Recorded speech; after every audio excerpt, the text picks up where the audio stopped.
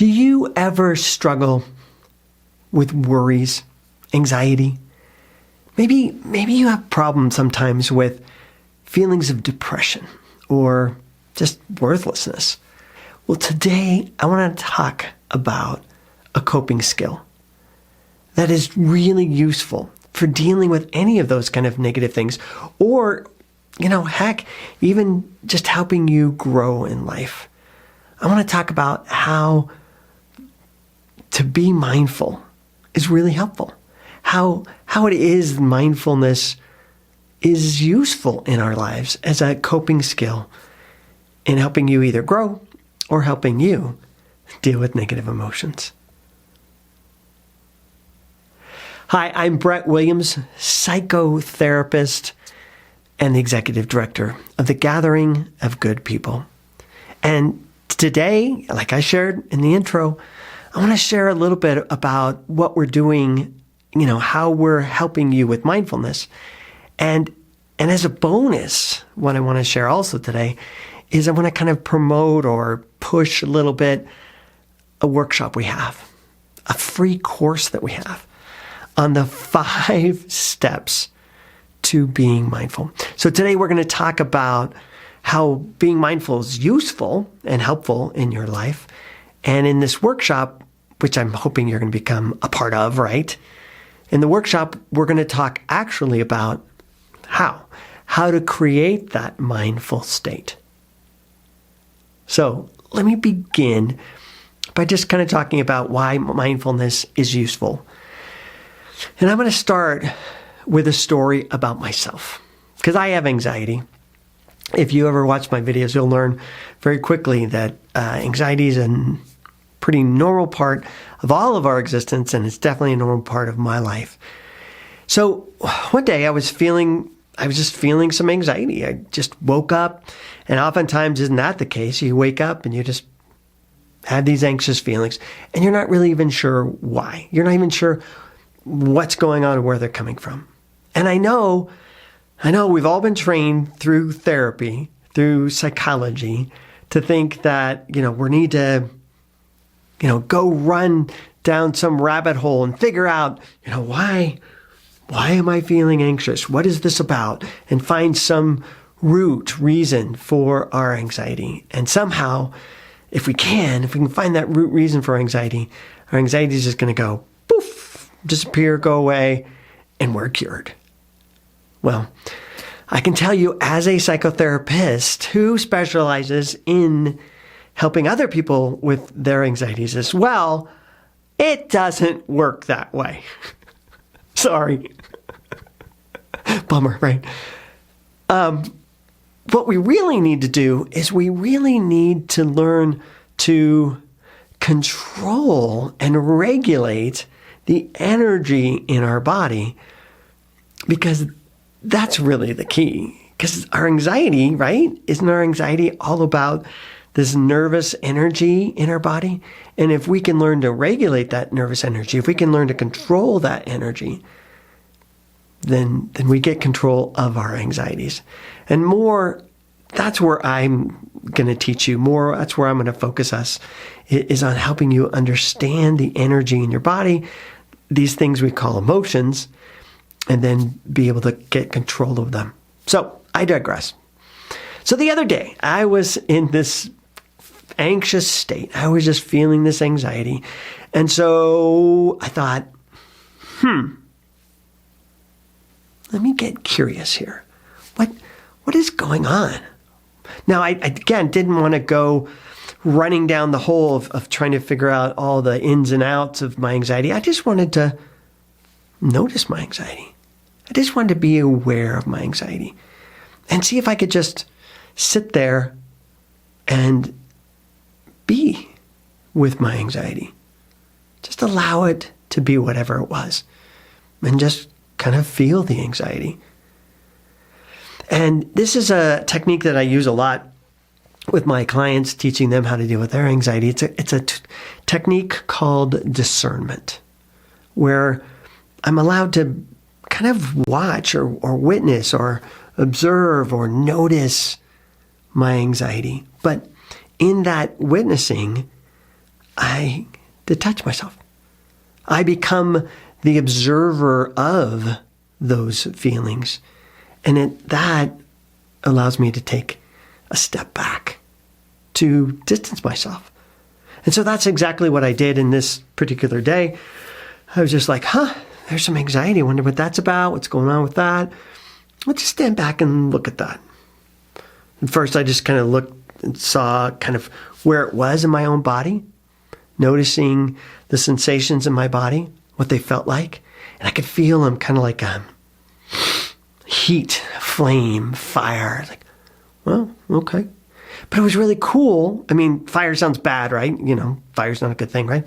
But I could feel this fire, but I wasn't the fire. I was just kind of standing back, noticing the fire, feeling the flames. And when I did that and I took kind of a step back and got some perspective, what it also made me aware of was how small the flames were. They were burning in my chest. I could feel that.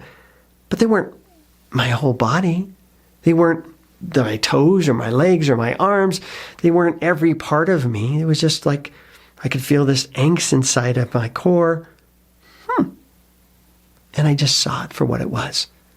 And it's almost like the metaphor, the example came back in my mind of maybe this is a bit more dramatic than I need it to be, but it was almost like being in the eye of a storm, being in the eye of a hurricane, and there's winds all around you and everything is just blowing and going. And there I stand in the center spot of peace. And I just can see and observe what's happening in and around me. And that's what it was like. I was just standing there seeing the storm. And just like any storm, I could see the storm coming and I could see the storm going. And I just watched the storm. Now that's a powerful thing because so much of us want to somehow cure our anxiety. We want to somehow fix it, make it go away. And I've been really diligently working on that goal pretty much my whole life. Because ever since I was a little kid, I've had anxiety and I've done everything I can to try and get over it. And it's a long process. It takes a lot of work. It takes a lot of time. But if you could shortcut it, if you could step back and stand back and just see your anxiety and not be your anxiety, it is so much faster to create that sense of relief, that create that sense of power and control, that to give you the breathing room that you're needing. That is a quicker answer, a faster answer. It doesn't take years. It takes minutes. And that's what I'm talking about today. What I'm talking about today is the helpfulness. How is mindful helpful? Well, it's helpful because it allows us to take a step. Well, it's helpful because it allows us to take a step back, to go, whoop, and kind of stand away from those feelings. Now, I'd like to take another step and kind of explain why that's happening and what actually is going on in that process. And then stick around with me because we're going to practice something for a minute and see if you can feel what we're talking about here as well. So to understand why that's useful, why that's helpful in terms of your anxiety, you have to understand what is anxiety. In fact, I want to help you understand what emotions are generally. So we're just going to go real quickly here. There's a lot more workshops I can teach you about emotions later on, but emotions, all emotions, are simply one thing. They're electrical signals.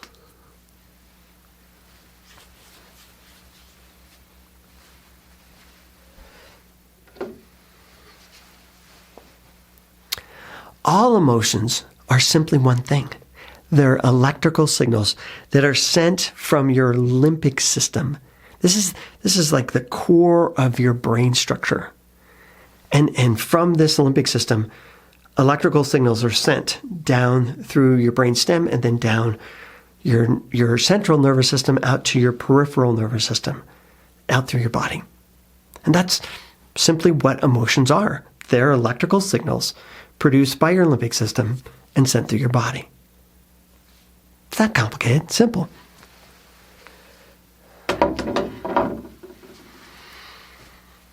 But here's what I want you to understand. All electrical signals are made up of two things. Amplitude, which is the height of the electrical signal, the wave that's produced, or frequency, which is the length of the electrical signal or the wave that's being produced by your brain. That's it. All electrical signals are that way. All signals are that way. Light is that way. Sound is that way. Emotions are that way. Now, you and I experience emotions as having intensity, and that's really the amplitude, how powerful the emotion is. And to tell you the truth, the amplitude, the intensity of an emotion really won't give you much in terms of helping you understand, is the emotion good or bad or right or wrong or whatever, blah, blah, blah. It doesn't really matter. I can have high, intense emotions like anger and think of those as bad, right? But I can also have high and intense emotions like excitement or love. Woo! And those aren't bad. Those are good. So intense feelings isn't necessarily a bad thing.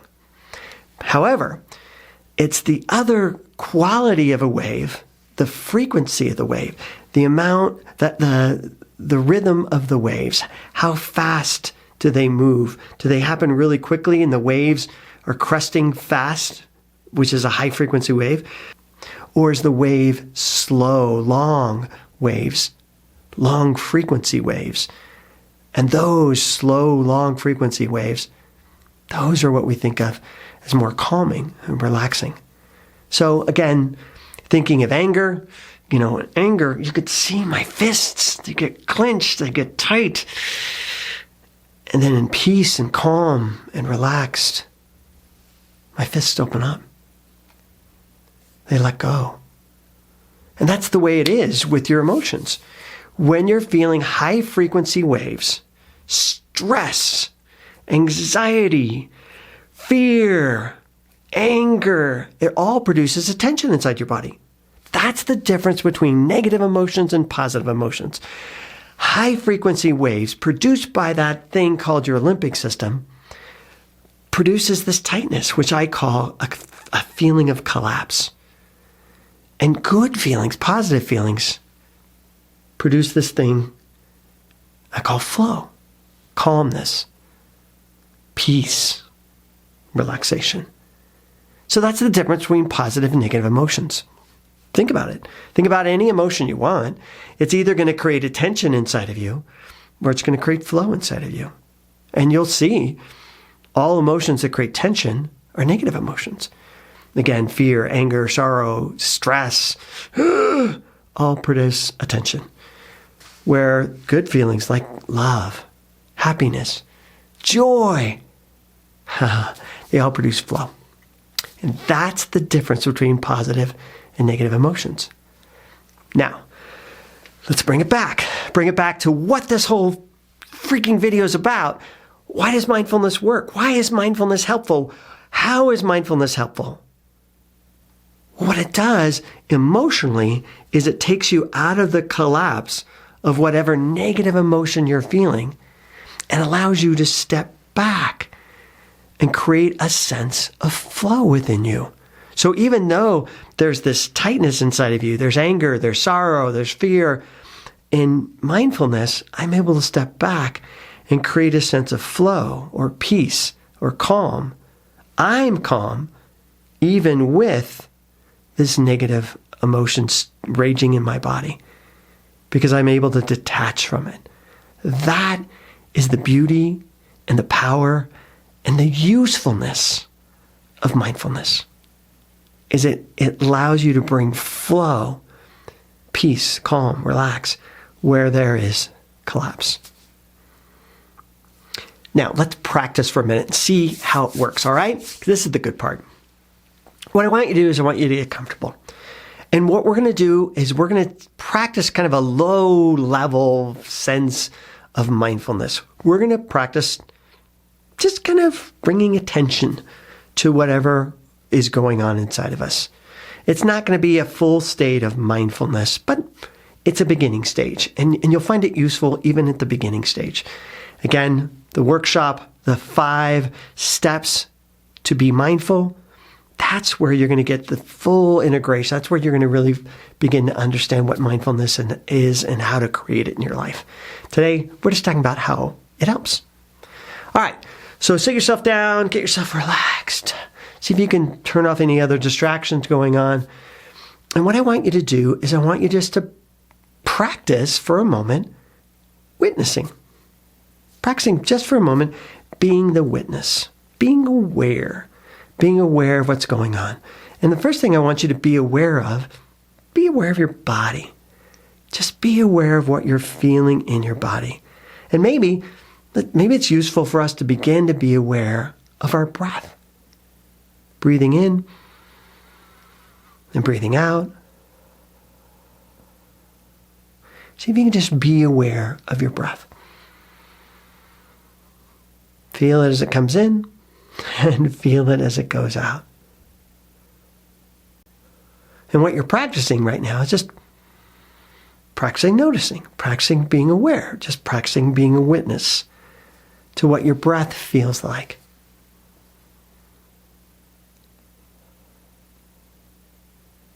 And as you practice that, see if you can practice being aware of your body, the rest of your body. Maybe practice being aware of your shoulders, or practice being aware of your arms. And just think and notice, be conscious, be mindful of what your arms feel like. Be mindful of what your legs feel like. And see if you can just get that experience, that early, easy experience of separating yourself.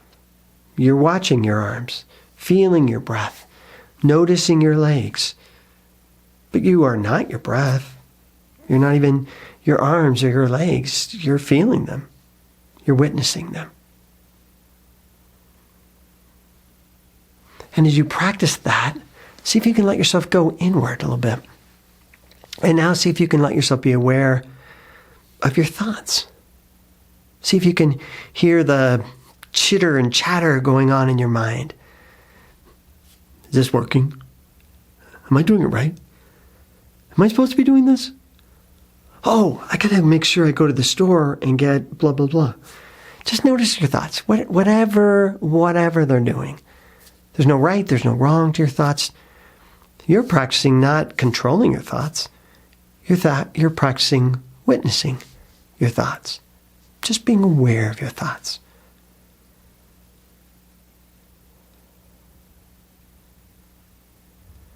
See if you can hear them.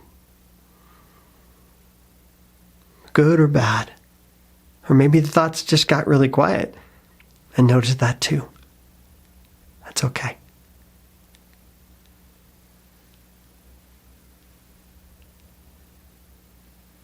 Now, lastly, I want you to notice your feelings. Notice your emotions. Notice what's going on inside. See if you can feel any places of tightness, tension, stress, angst, anxiety, fear, maybe sadness. But just let yourself feel it. Or maybe there's also good things in your body too. See if you can feel that as well. Peace or calm, or openness. And just notice what's going on in your body. And allow yourself just to see, to watch, to observe whatever it is that's happening in your body. Not necessarily have to get engaged in it or do anything about it. Just feel it, see it, and let yourself just witness it.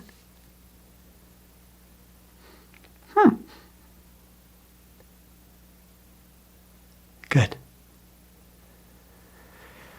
All right. Now, check in with yourself overall. You may have noticed your thoughts were busy. You may have noticed your body was tense. You may have noticed your emotions were upset. And you may have noticed them as time went on, as we practiced, that they shifted. They started to feel a little quieter or calmer. Maybe they didn't. Maybe they stayed the same, or maybe they got worse. But I want you to notice, instead of all of that, I want you to notice you and see if you can feel in yourself, as the witness of all of that, a sense of flow. Because that is your true nature. Flow is your true nature. Calm and peace is your true nature. And you can see the storm without being the storm. Excellent. All right. Wonderful job. Thank you so much for watching this video. I hope you go to our website, thegatheringofgoodpeople.com. Jump onto our free workshop, the 5 steps to be mindful, and check it out. It's going to give you more details on how to actually create that state, which we call mindfulness. All right. Thanks again for watching. I'm Brett, psychotherapist, and I hope to see you soon on our gathering of good people. Take care.